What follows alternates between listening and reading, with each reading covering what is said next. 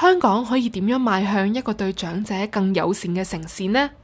根據社聯焦點小組嘅討論結果，喺尊重同社會包容、室外空間同建築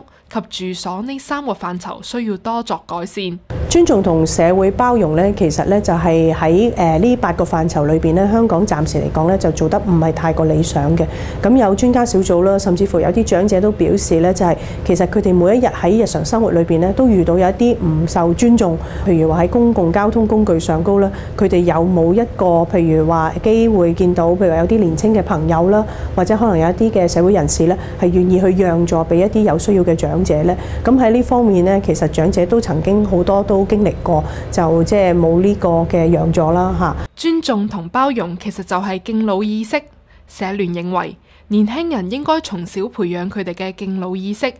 因此有需要從教育方面着手，加強市民對長者嘅尊重。至於喺室外空間同建築方面，則講求長者離家外出時容唔容易去到目的地。例如行人指示燈轉得太快，行人天橋有太多樓梯令長者卻步，路牌字體唔夠大唔夠清晰，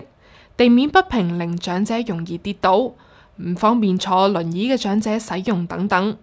焦點小組認為本港嘅社區喺呢幾方面都有待改善，而住所則講求長者嘅住屋能唔能夠令佢哋獨立安全咁生活。有啲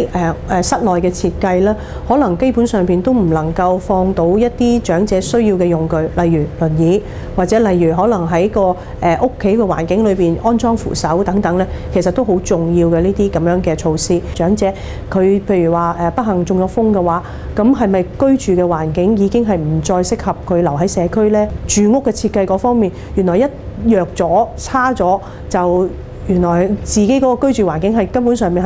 係做唔到，即係自己留低喺嗰度生活嘅話咧，咁就要搬離開嘅話咧，咁其實呢個一定唔係一個好嘅設計。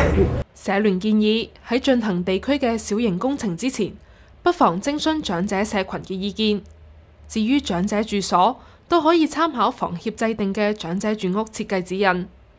希望藉住社會各界嘅努力，令香港更適合長者居住。